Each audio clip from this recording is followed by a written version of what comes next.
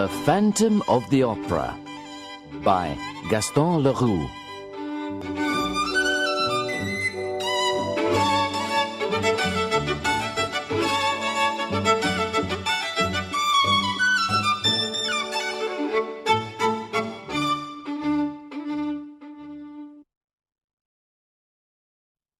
Chapter 1. Strange things were happening at the Paris Opera House that season. There were rumors about a ghost in the building. No one knew when the rumors had started. Some people said it was Joseph Bouquet who began it all. Joseph Bouquet was one of the scene shifters, a quiet, reliable man. He said that he had seen a frightening figure in the corridors of the building. He said the figure was wearing a dress suit. At first, he thought the man was just one of the audience. Then he looked again. He saw that the figure had no face. It was a skull. The skin was yellow, the eyes were black holes, and the whole figure was terribly thin. Soon, everyone at the opera began to see strange things. One of the firemen, Pimpin, said that he had gone down into the cellars of the building. When he was down there, he had seen a head of fire coming towards him. He was very clear about it. He had seen a head of fire, but the head had no body at all. The people who worked at the opera house were disturbed and excited by all these stories. The young girls in the corps de ballet were particularly thrilled by the stories. They said the ghost was responsible for all the little accidents that happened at the opera house. One evening, one of the opera's principal dancers, La Sorelli, was sitting in her dressing room. It was an important evening for her. She was going to perform at a special gala performance for the two managers who were retiring. The peace and quiet of the dressing room was suddenly disturbed by the entry of a group of young girls from the corps de ballet. The girls were talking excitedly. "We've seen him! We've seen him!" one of them announced. "We've seen the ghost!" Sorelli did not really believe the girls, but she was very superstitious. She was easily frightened by stories of the ghost, but she tried to be brave. "Pull yourselves together," she told the girls. "But we've seen him! We've really seen him!" one of the girls insisted. "And Gabrielle's seen him too," the girl added. "Gabrielle, the chorus master?" asked Sorelli. "What did he say?" "He said he was talking to that strange Persian man. You know the one?" "Yes," said Sorelli. "I know the Persian." Everyone at the opera house knew the Persian. The girls were convinced that he had the evil eye. They were frightened of him. "So what happened?" Sorelli asked. "Gabrielle was talking to the Persian. He looked over the Persian's shoulder and he saw the ghost standing behind him. Gabrielle was terrified." "What did the ghost look like?" Sorelli wanted to know. "He was wearing a dress suit, just as Joseph Bouquet described him. And his head was like a skull," one of the girls said. "My mother says Joseph Bouquet shouldn't talk so much," one of the girls said quietly. It was Meg, whose mother, Madame Giry, also worked at the opera. She was a box keeper. What did your mother tell you? The girls asked Meg. She said the ghost doesn't like people to talk about him. Meg replied slowly. She says it's because of Box 5. Mum's in charge of Box 5, you see. Box 5 is the ghost's box, She told them. That's where he goes during performances. No one else can go there. Has your mother seen him then? The girls asked. No, Meg explained. you can't see him. All that talk about his dress suit and the skeleton and the head of fire is all just nonsense. Mother's never seen him. She just hears him when he's in the box. The girls looked at each other.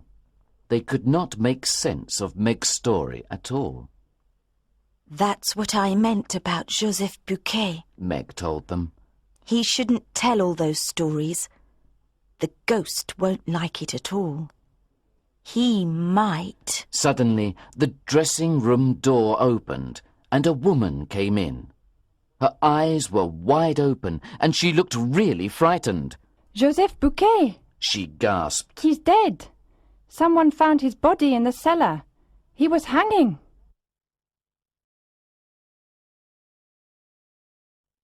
Chapter 2. The gala performance for the two managers continued. Everyone in the audience was pleased with the music and the singing. One of the singers in particular gave great pleasure. This was Christine Daae. She was new to the opera and she had not sung many important roles before. She was not one of the best singers at the opera house. That night, however, she sang some short pieces from the famous operas Romeo and Juliet and Faust. Her voice was strong and pure. No one had heard anything like it before. They were astonished by the beauty of her voice. There was one man in the audience who listened to Christine Daae with special intensity. This was the young Vicomte de Chagny, Raoul. He had come to the performance with his older brother, the Comte de Chagny, Philippe. She never sang like that before. Raoul said quietly to his brother. But she looks so ill. Raoul went backstage after the performance.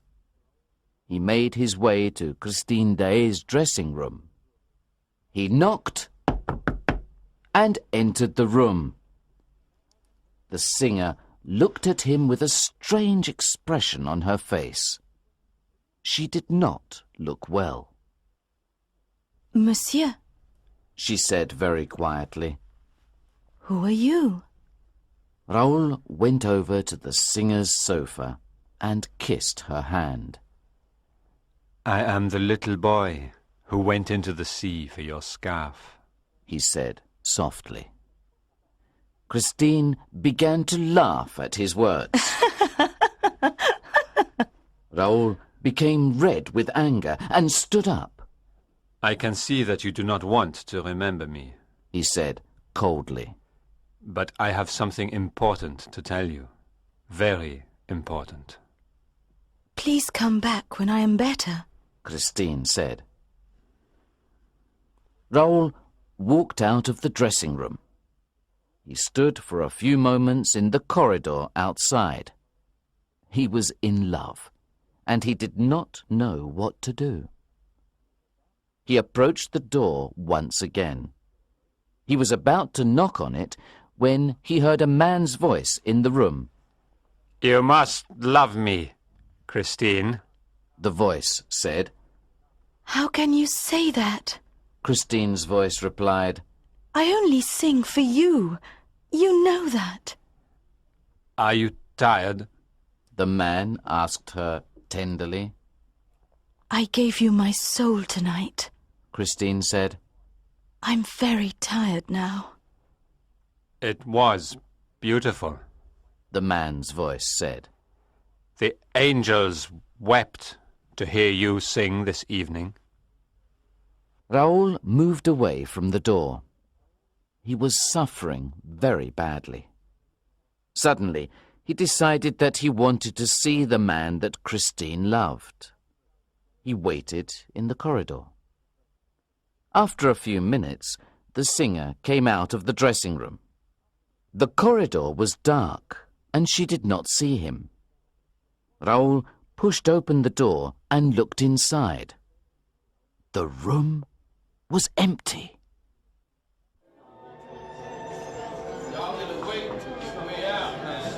Monsieur Debienne and Monsieur Poligny were the two managers who were retiring from the opera. They had attended the gala performance, and they were now having dinner with some of the staff. The room was a large one, and there were many people around the table. The conversation was lively and joyful. Suddenly, people at the table began to whisper excitedly to each other and to point at a strange figure who was standing at one end of the table.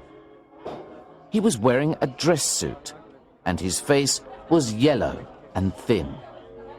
It looked like a skull. The opera ghost, People were whispering to each other.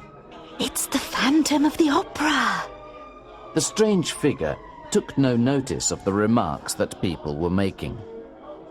After a few minutes, he looked up. The ballet girls are right. He announced loudly. The death of poor Bouquet was not suicide. Debienne and Poligny were shocked. They had not heard of the scene shifter's death. They looked at the strange man, and then they stood up hurriedly. They made a quick sign to the two new managers to join them, and then they left the room. Soon, Debienne and Poligny were sitting in their office, talking to the new managers, Monsieur Richard and Monsieur Moncharmin. we've given you all the help we can, gentlemen. Monsieur Debienne said to the new managers. There is just one final thing you need to know about the opera. It's the question of the ghost. Monsieur Richard smiled. He did not believe in the stories about the ghost, and he thought Monsieur Debienne was joking. What does the ghost want? He joked. It's simple, really. Monsieur Poligny replied. He showed the two new managers a document. It's all written down here. Monsieur Richard looked at the document. It was the lease for the opera house. He passed it to Monsieur Moncharmin, and they read it together. The managers of the opera must pay the opera ghost 20,000 francs a month, 240,000 francs a year. They must also keep Box 5 available for him for every performance. That's why we're leaving. Monsieur Debienne explained. We can't bear the ghost. That's right. Monsieur Poligny agreed. It's hard enough managing the opera, but it's impossible with the ghost here. The new managers were convinced that all the talk of the ghost was simply a joke. They smiled politely. They were soon very busy with their new responsibilities, and they forgot about the ghost. A few days later, they received a very surprising letter in the post. The handwriting was childlike, and the letter was written in red ink. You have not kept Box 5 for me, as we agreed. If you want to live in peace, You must give me back my box. Opera ghost. The next day, the managers received another letter from the ghost. There was the same childlike handwriting and the same red ink. This time, he demanded his monthly payment of 20,000 francs. It's just Debienne and Poligny. Monsieur Richard told his colleague. They've started this stupid joke about the ghost, and they're continuing with it. We'll ignore it, that's all. The two managers decided to sell Box 5.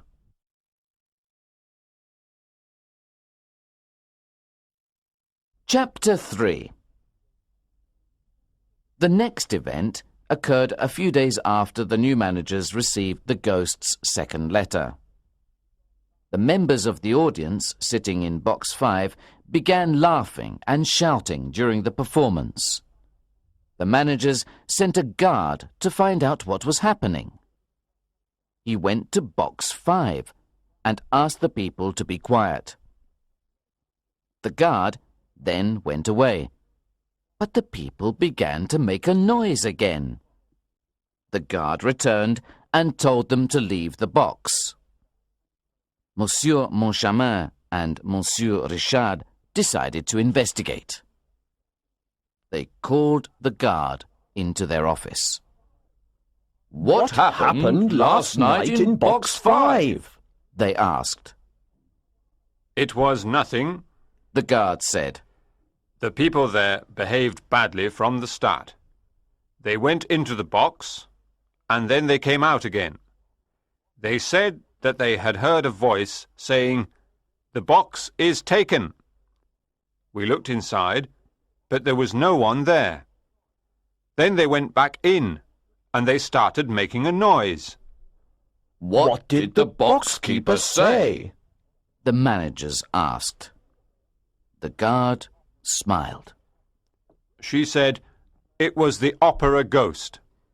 Bring the boxkeeper here immediately. Monsieur Richard ordered. This joke about the ghost is beginning to irritate me.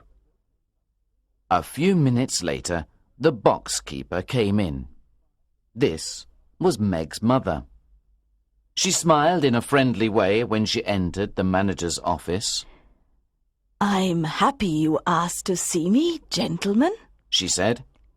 I can explain everything about the ghost. Never mind the ghost. Monsieur Richard said impatiently. We want to talk to you about what happened last night in Box 5. It was the ghost, sir. The boxkeeper said quietly. He was angry again, you see. Monsieur Moncharmin now interrupted the conversation. Have you ever talked to the ghost? He asked with a smile. Of course I have, sir. The boxkeeper replied. When he speaks to you, what does he say? Monsieur Moncharmin asked. He asks for a footstool. The woman said quietly. The managers laughed loudly. The idea of a ghost who wanted a footstool was ridiculous. Then, you see, he always leaves me some money when he goes. Sometimes 2 francs, sometimes 5 or even 10 francs. Sometimes he leaves me chocolates too. The boxkeeper said with a smile. He's very kind, really. The managers listened to the boxkeeper for a little longer. When they were alone again, they made 2 decisions. First, they decided to sack the boxkeeper, who was obviously mad. Second, they decided to investigate Box 5 for themselves.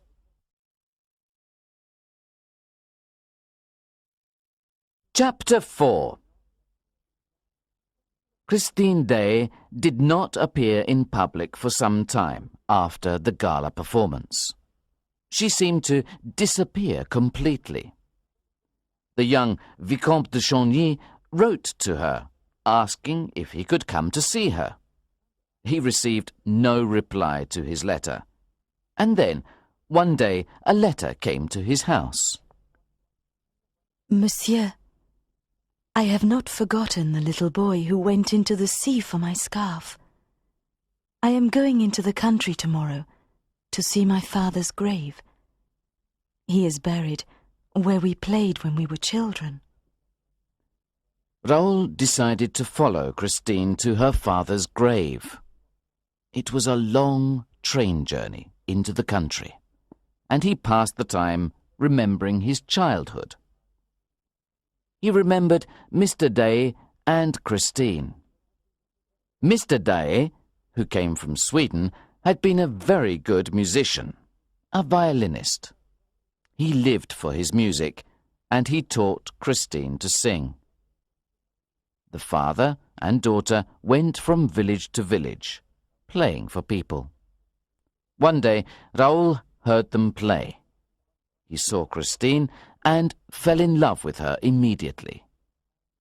He followed them, and Christine stopped near the sea. The wind blew suddenly, and her scarf was carried away by the waves. Raoul went into the water and brought it back to her. They had been friends from that day onwards. Mr. Day liked Raoul, and he taught him to play the violin. The old man told them stories and legends. Many of the stories he told them were about ghosts. One of them was about the angel of music.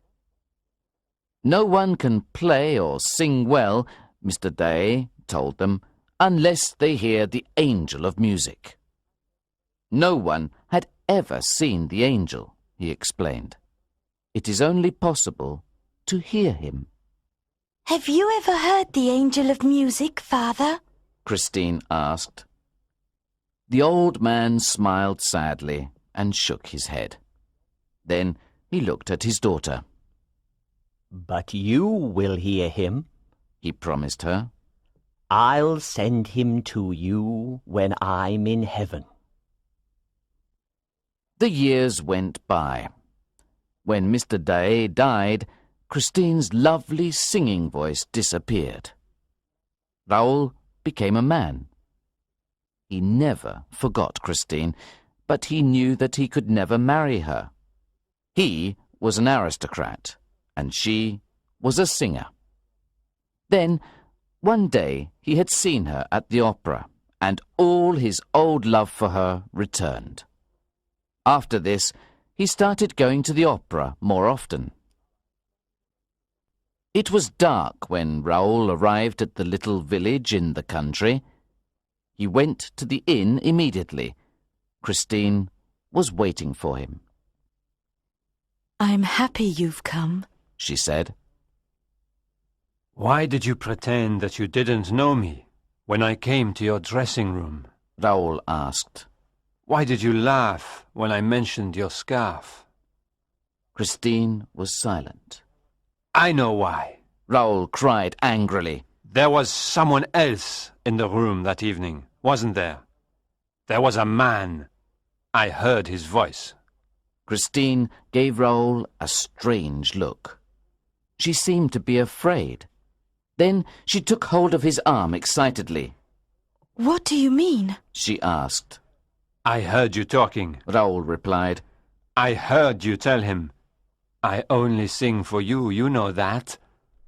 Then you told him, I gave you my soul tonight.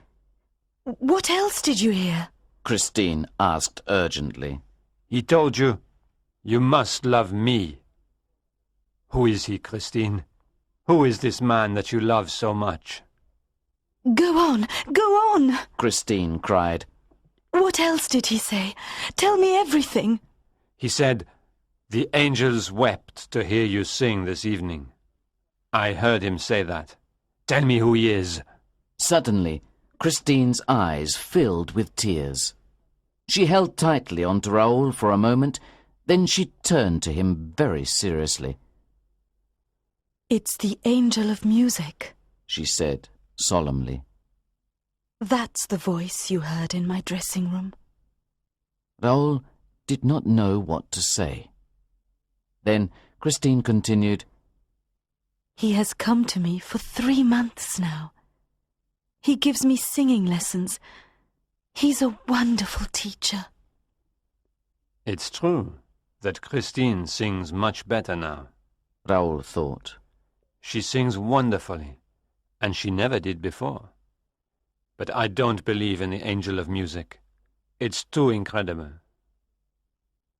Late that night, Raoul saw Christine leave the little village inn.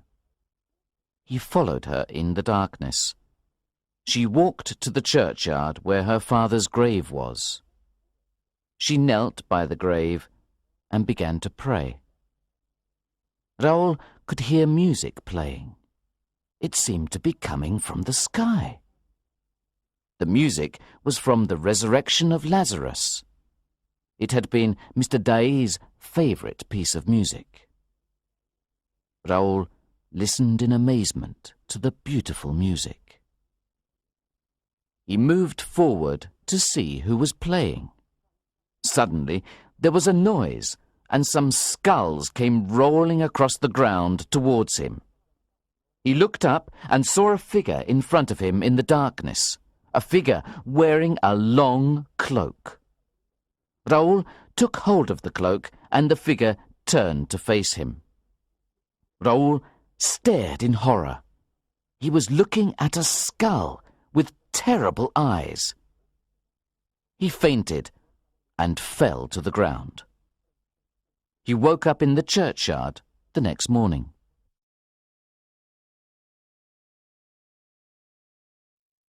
Chapter 5. Monsieur Richard and Monsieur Moncharmin continued to manage the opera house. They investigated Box 5, but there was nothing unusual in it. They began to think the story of the ghost was finished. Then, one day, they received another letter in the same handwriting. Gentlemen, do you want a war between us? If you want peace, you must meet the following conditions. 1. Give back Box 5. 2. Christine Daae must sing the role of Margarita tonight. 3. My box-keeper must return to work. 4. You must pay me my money every month. If you do not do these things, I will put a curse on tonight's performance of Faust. I'm sick of this ghost, exclaimed Monsieur Richard impatiently. There were other problems as well. The head groom of the opera came to make a report. "Someone has stolen one of the horses," he said. "I think it was the ghost." Ghost? Cried Monsieur Richard. Why do you think the ghost took the horse? "I saw a dark figure riding the horse away in the darkness. I'm sure it was the ghost."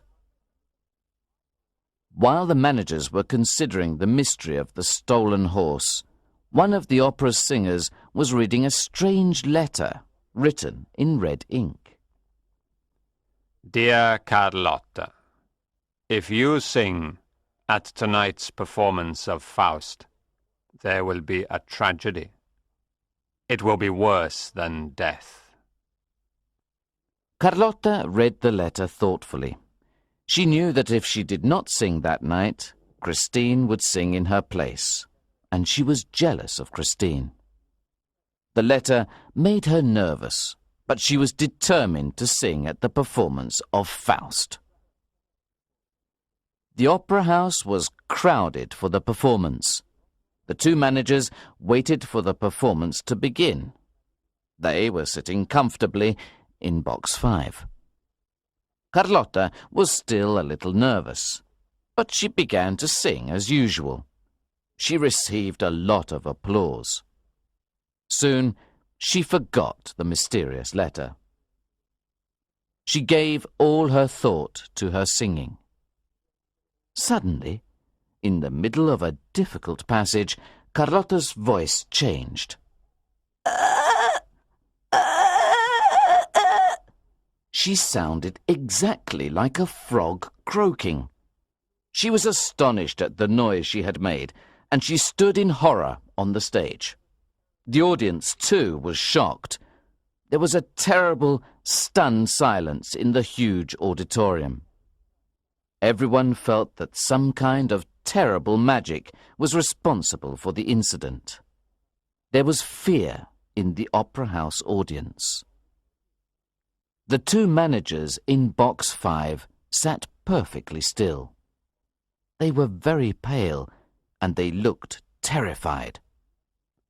They could hear the ghost breathing behind their chairs, and they did not dare to move. Then Monsieur Richard recovered his courage. Go on, He cried to the unfortunate Carlotta. go on, try again. The poor singer took a deep breath and tried to sing again. She sang half a line, but then the terrible noise came from her again. The managers were in despair. Then the breathing behind them changed, and they heard a voice whisper, She will make the chandelier fall down with her singing. Monsieur Richard and Monsieur Moncharmin looked up at the great chandelier in horror. The huge chandelier began to fall, slowly at first. Then it crashed into the audience.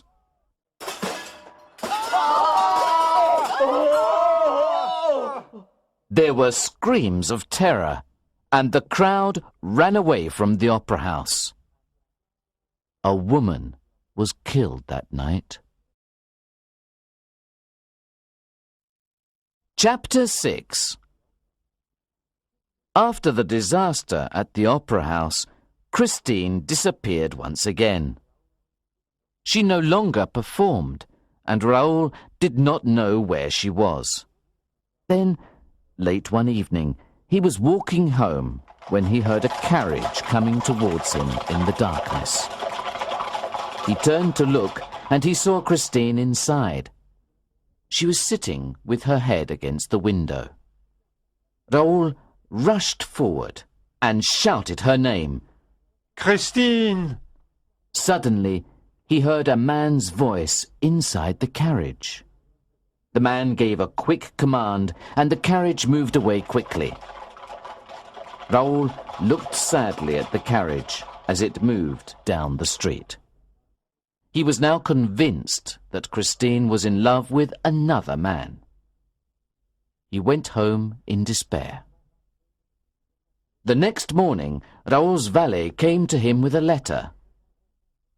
Dear, the day after tomorrow there is a masked ball at the opera. Go there and wear a white domino. I will meet you at midnight. Christine. All at once, Raoul's hope came back to him. He read the letter excitedly, and he made his decision while he was reading. I'll go, He thought. I'll go to the ball. Raoul tried to think clearly before the ball. Who was this mysterious angel of music? Was Christine in love with him? Or was she his prisoner? He could not be sure what to believe, and he suffered terribly because he doubted Christine.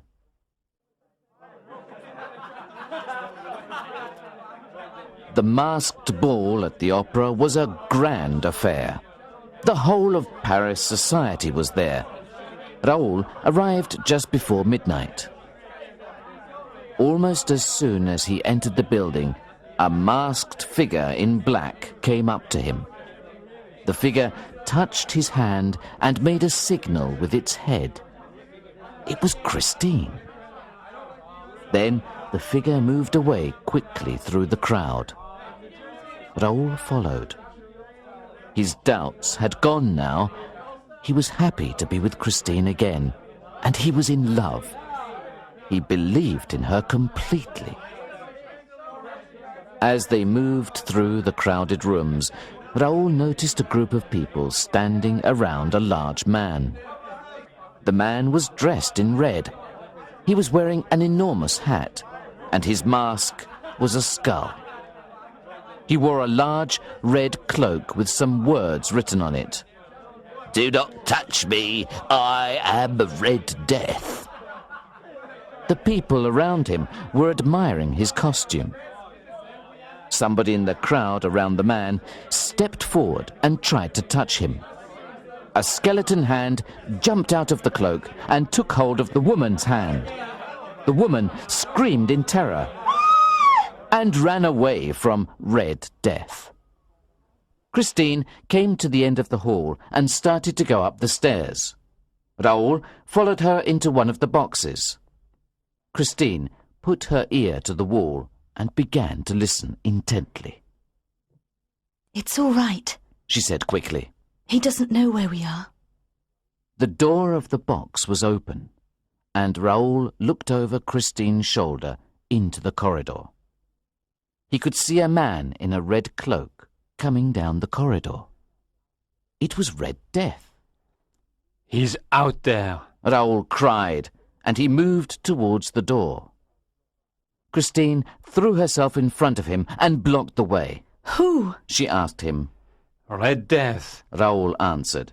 your friend, your angel of music. I'm going out there. I'm going to take off his mask. I want to see his face. No! Christine cried in horror.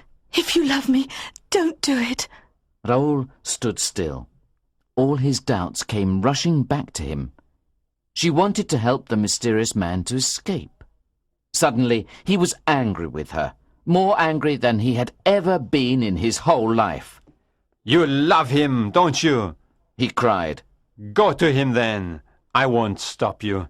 But you have treated me badly, Christine. I hate you. Christine looked sadly at him. One day you'll understand, She said softly. I have to go now. Please, don't follow me. Christine walked out of the box and went down the corridor. Raoul left the box a few minutes later and walked downstairs to the hall. The ball was still in progress, but he did not want to take part in the fun.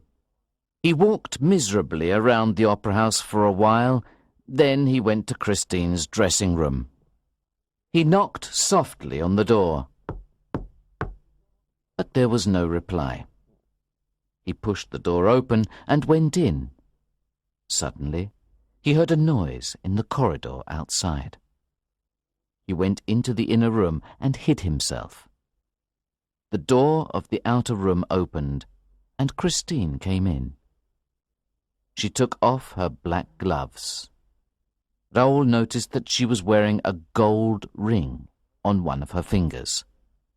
A wedding ring. He said to himself. What does that mean? Who gave it to her? Now Christine took off her mask and sat at the table. She put her head in her hands and sighed deeply. Poor Eric, She said. poor Eric. Eric. Raoul thought. Who is this Eric? And why is Christine sorry for him? Christine sat very still. She seemed to be listening. Raoul listened as well. Then he heard something faintly, the sound of singing. It was coming from the walls. The singing grew stronger. He could hear a voice, a man's voice. Now the voice was very clear. It seemed to be inside the room where Christine was. Raoul looked, but there was no one except the girl in the room. Christine stood up. She was smiling happily now. Eric, She cried softly. you're late.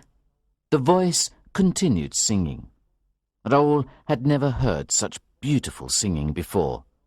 It was singing the wedding night song from Romeo and Juliet. The voice sang passionately. Raoul began to understand how Christine had made such progress in her own singing.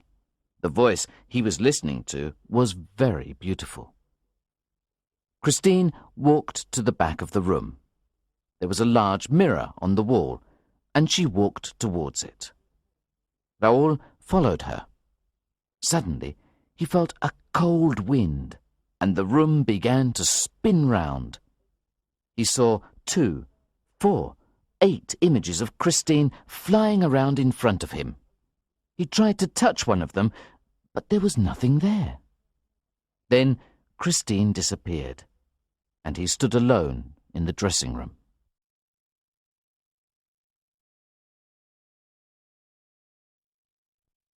Chapter 7.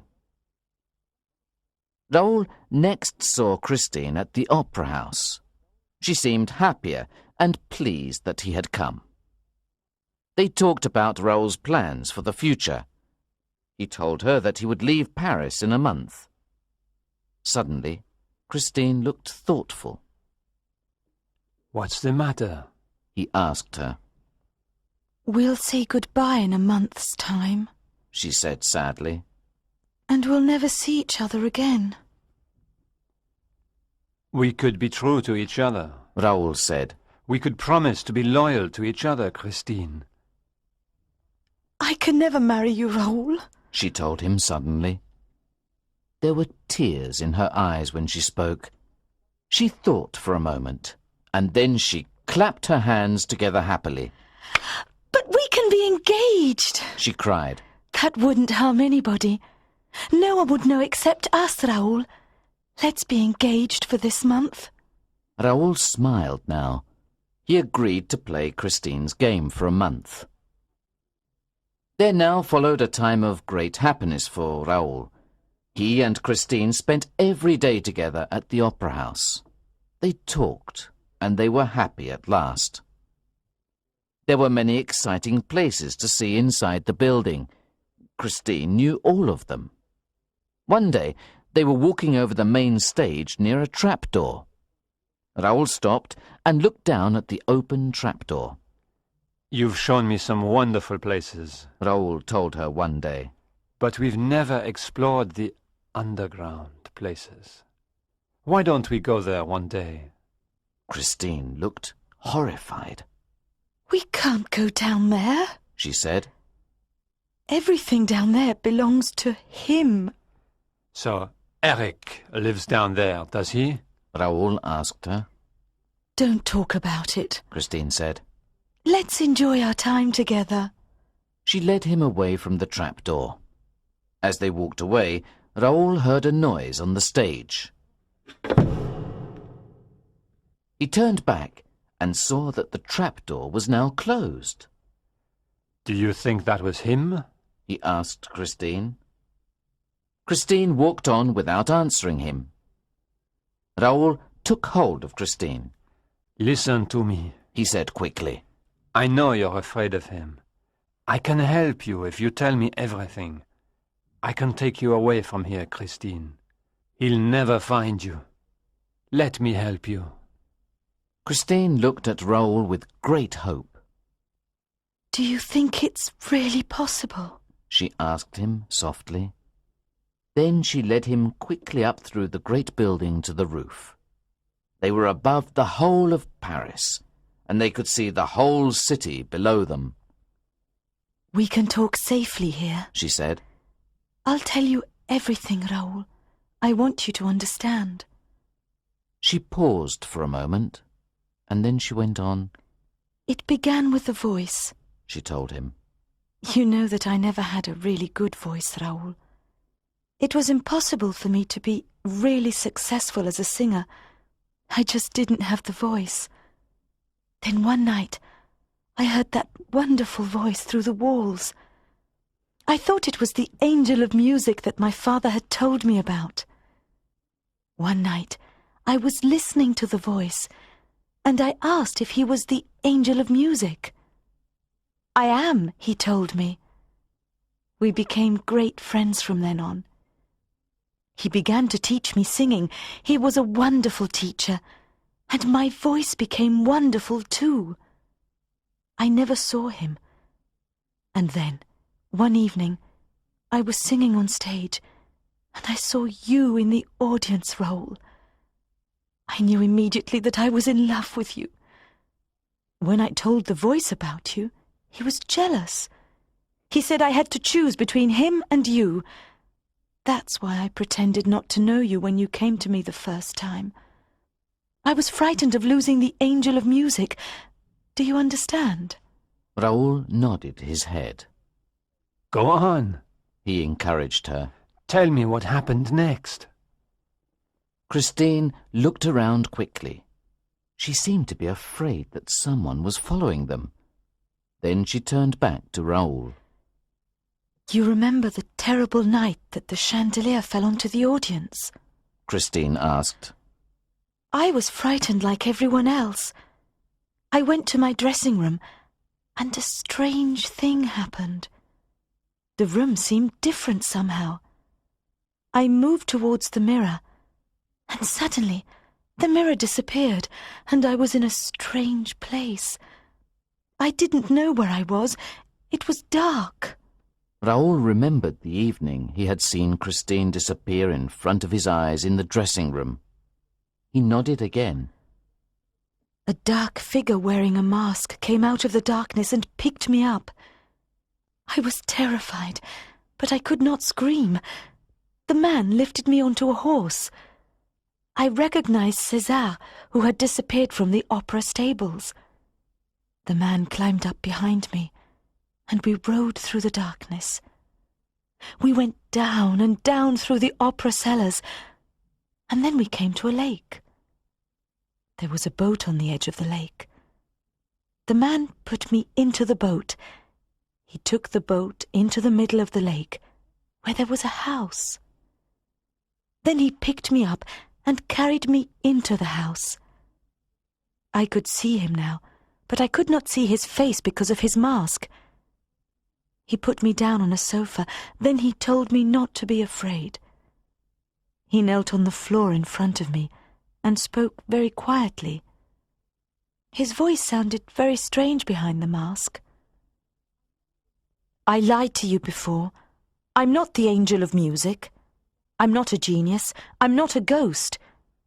I'm just Eric, and I love you. Stay with me, Christine. Stay here with me for 5 days. Then I'll let you go, I promise. But you must never see my real face. Everything will be all right if you don't see my face. Christine paused in her story. Then I did something stupid, Raoul, She said. I took away his mask. He screamed in anger and tried to turn away from me. But I had seen his face. It was terrible. It's not a human face at all. It's a skull with terrible burning eyes. He screamed and then he shouted at me. Look at me, Christine. I'm ugly, and you wanted to see me. Now I'll never let you leave this house. I know you'll never come back because you've seen my face now. No one can bear to look at me. I know that. What happened then? Raoul asked. I was terrified of him. Christine said. But at the same time, I was sorry for him. He loves me so much, you see, and he's so sad. I decided to show him that I wasn't afraid of his face. I wanted my freedom. It was difficult, Raoul, but I succeeded. At last he trusted me. He let me go. But you still went back to him again. Raoul said. Why did you go back? I feel sorry for him. The girl said simply. Suddenly, Raoul and Christine heard a noise on the roof. It was dark now, and they looked up to see a hideous shape coming towards them. They ran in terror.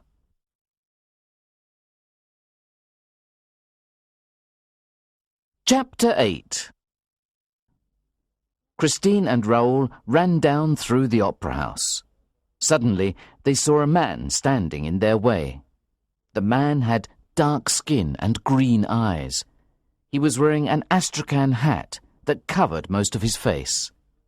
Go that way, The man said, and he pointed to another corridor.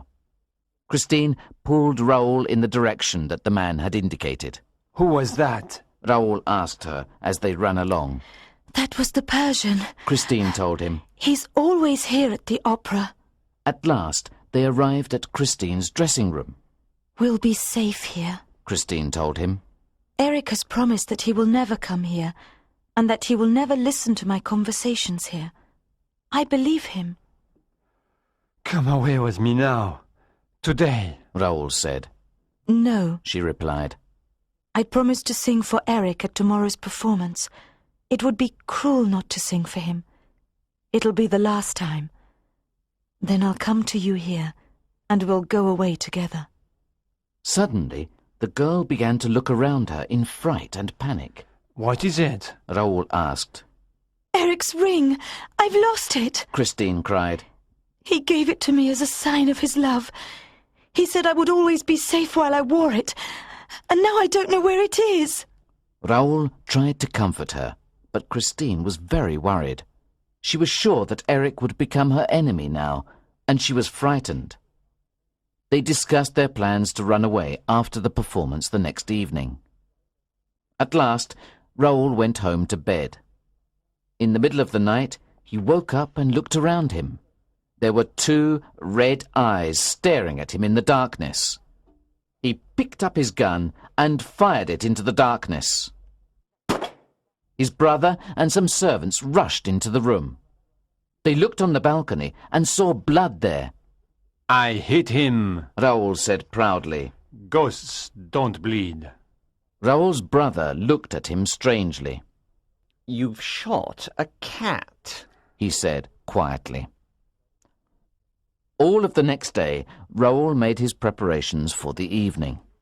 He ordered a carriage to be ready outside the opera at the end of the performance, and he made sure that he had a lot of money with him. Christine was singing in Faust that evening. The opera was crowded to hear her. She sang nervously at first, and it was obvious that she was worried and anxious. Then, in the second half of the opera, her courage came back to her. She sang better than ever before. The audience were very pleased with the performance. Suddenly, all the stage lights went out. There was complete darkness on the stage. The managers acted quickly, and in a few seconds the lights were turned on again. But Christine had disappeared. There was chaos in the auditorium when the audience realized what had happened. People stood up and left their seats. They walked around discussing what had happened. Raoul hurried backstage where there was a crowd of excited people. Everyone was talking about the disappearance of the singer. Raoul was sure that Eric had taken her. He joined a group of men who were going towards the manager's office. He was the last to enter the office. As he walked in, he felt a hand on his shoulder. A voice said quietly, "Don't discuss Eric's secrets with anyone." Raoul turned round quickly to see the Persian standing behind him. The Persian put his fingers on his lips and moved silently away. Raoul hurried into the office. The two managers were there, as well as a detective. The detective looked suspiciously at Raoul. Then he asked him some questions. Were you going to run away with Mademoiselle Daae after the performance tonight? Yes, that's true. Raoul replied. Is your carriage waiting outside the opera? The detective went on. Yes. Did you know that your brother's carriage was also outside the opera tonight? The detective asked. Raoul did not see the importance of this question. Was your brother happy about your friendship with Mademoiselle Daae? The detective asked. That's none of your business. Raoul replied angrily. The detective smiled. On the contrary, it is very much my business, monsieur, he said with a smile. You see, your brother's carriage is not outside the building any more. It is he who has taken Mademoiselle Daae away tonight. Raoul jumped up. I'll catch them! He cried furiously. Raoul ran out of the room. The detective turned to the managers with a smile. That's police work for you, he said proudly. I don't know whether the Count has really taken Christine Daae with him or not, but I'm sure that his brother is going to find out for us.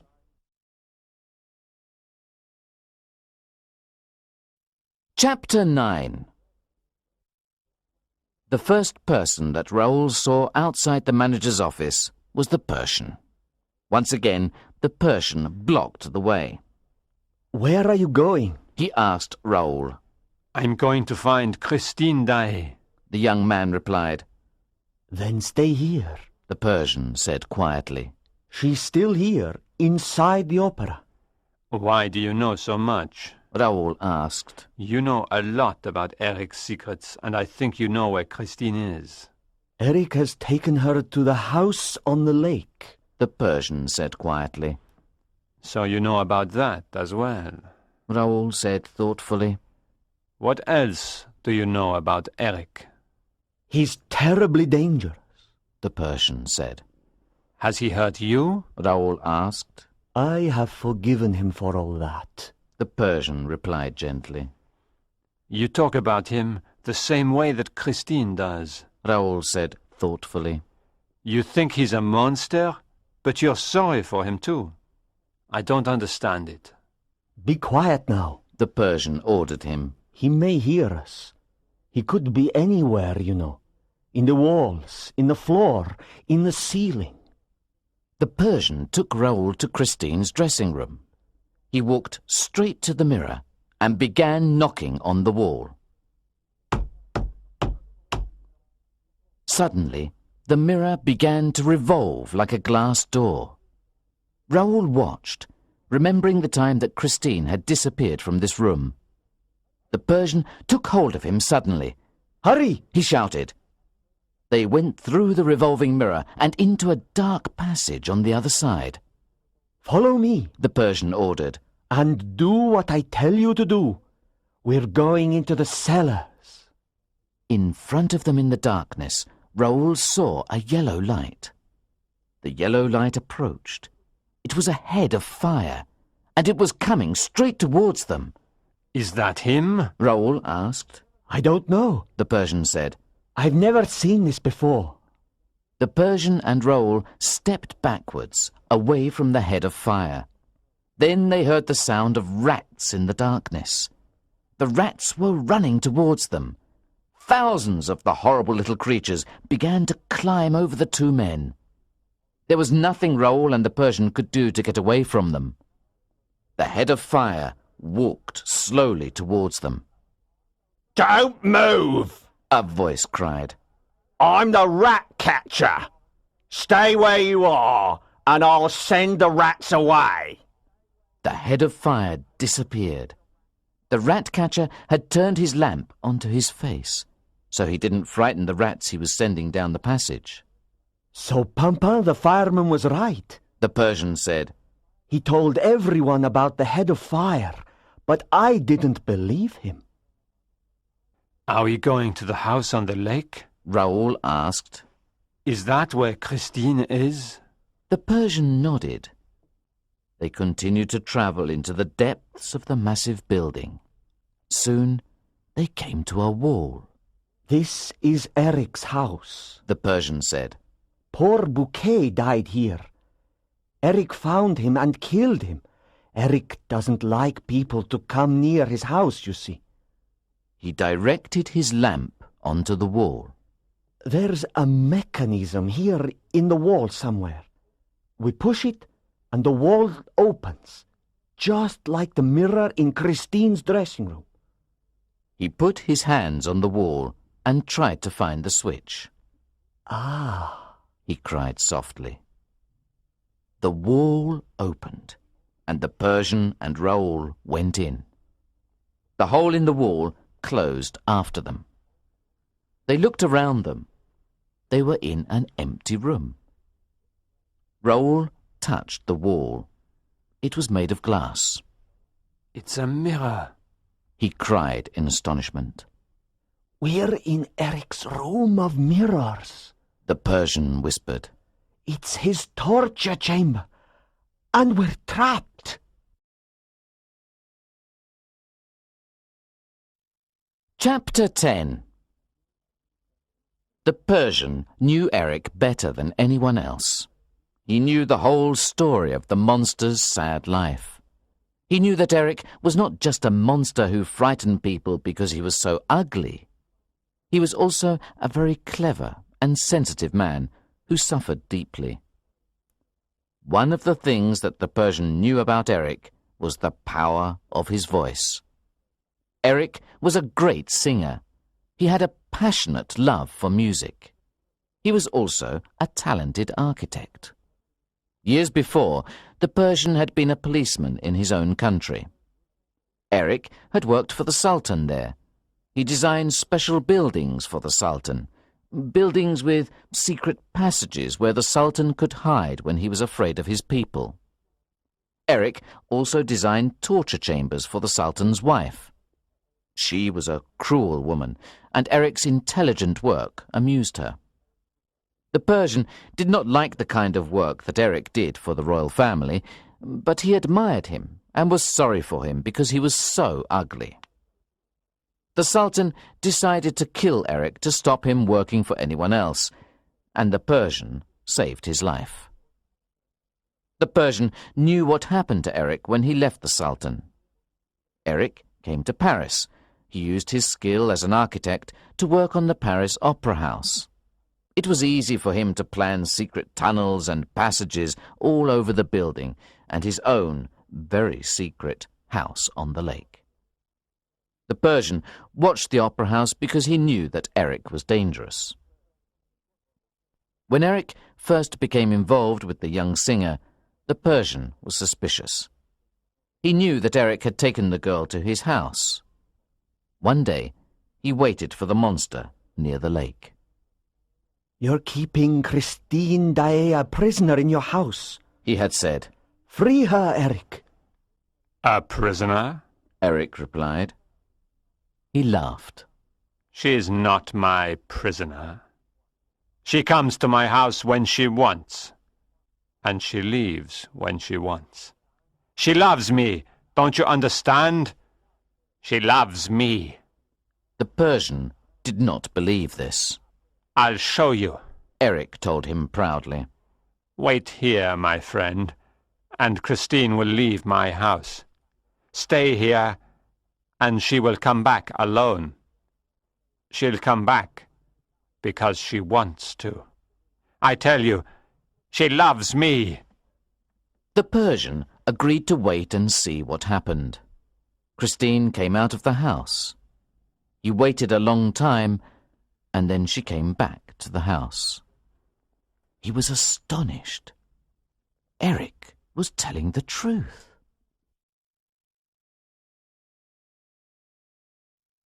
Chapter 11.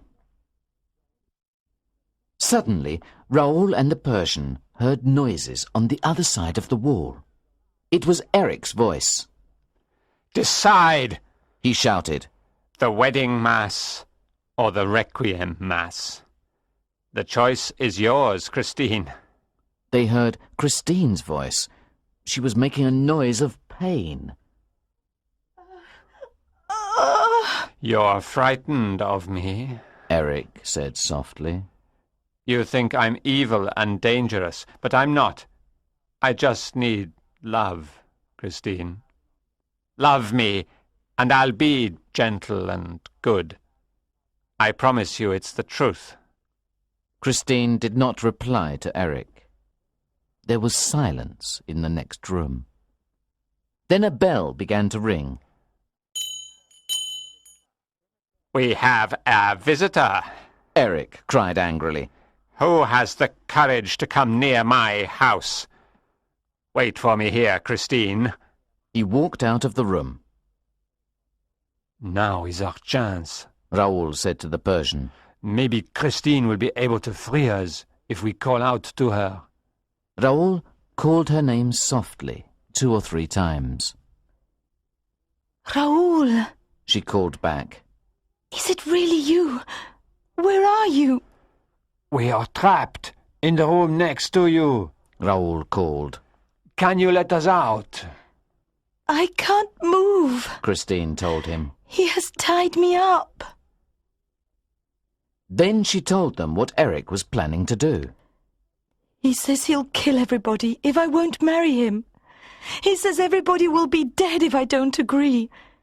He says he'll kill himself too. He's mad, Raoul. Mad with love. Raoul and the Persian were desperate now. They had to escape from the room they were in, and Christine couldn't help them. Then the Persian found the mechanism to open a trapdoor in the room. He pushed it, and the 2 men escaped. They walked down some stairs and then found themselves in a cellar.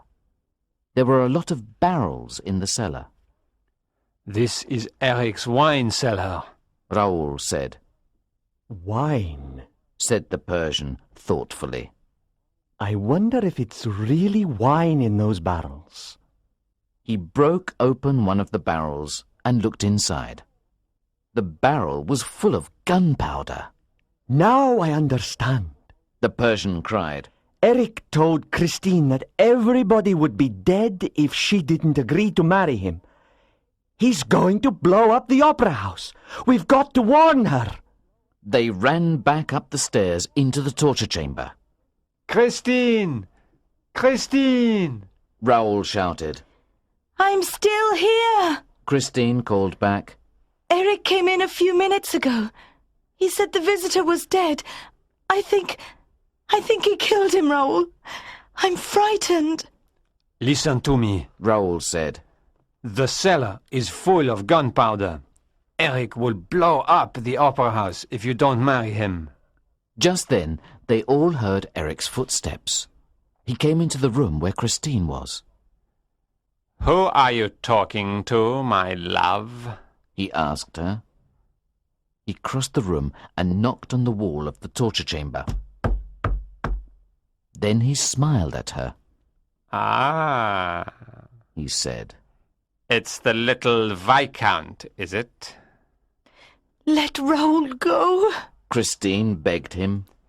You must decide what you're going to do. Eric told her. There are 2 boxes in this room. One contains the figure of a grasshopper, and the other a scorpion. You must turn one of them to show what you've decided. If you turn the scorpion, then you agree to marry me.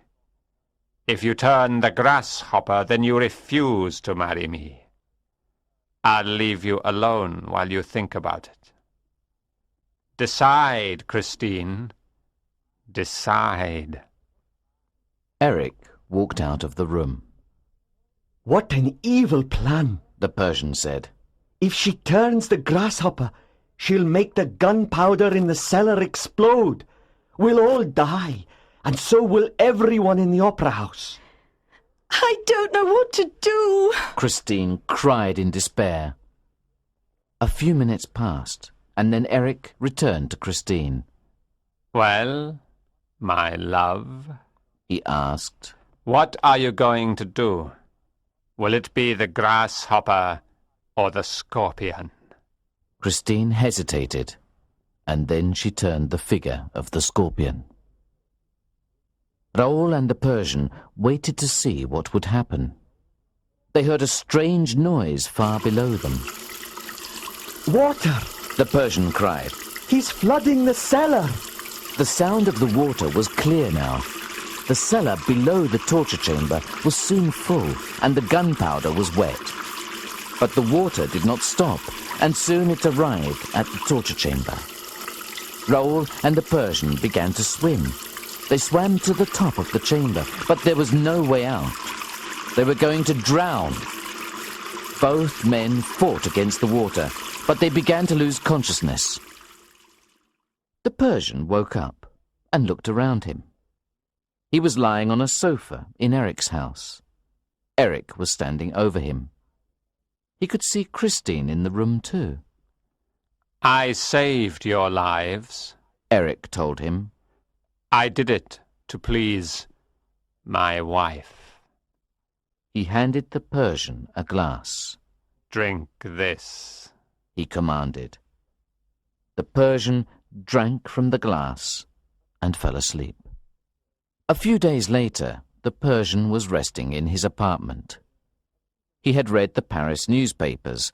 He knew that Raoul's brother was dead. Someone had found his body near the underground lake.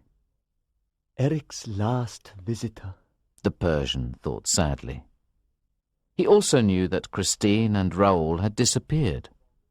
The newspapers had long articles about the missing couple. The Persian's servant came into the room to say that there was a visitor. A few minutes later, he showed Eric into the room. Murderer! The Persian cried. Why did you kill Raoul's brother? And what have you done with Christine and Raoul? Eric put his hand on his head. He looked ill and tired. I am dying, he said. I came here to see you for the last time, my old friend. I want to tell you what happened. He sat down in a chair. I didn't kill Raoul's brother. He was dead when I arrived at the lake. He fell into the water, and he drowned. He stopped talking for a moment and looked unhappily at the Persian. This is the end for me. I love her. She allowed me to kiss her. It was so beautiful. Where are they? The Persian demanded. What have you done with them, you monster? Christine and Raoul are safe, Eric replied. She saved you both, you know. She turned the scorpion because she wanted you both to live. It was so brave of her. She promised to be my wife if I let you both live. And then I kissed her. I was happy, and I wept. It was the first kiss of my life. Even my own mother never kissed me. She just gave me a mask to put over my face. Then she ran away from me. There were tears in Eric's eyes as he told the story. Then I knew what I had to do. I gave her a wedding ring, and I said to her, "Take this. It's for you and Raoul.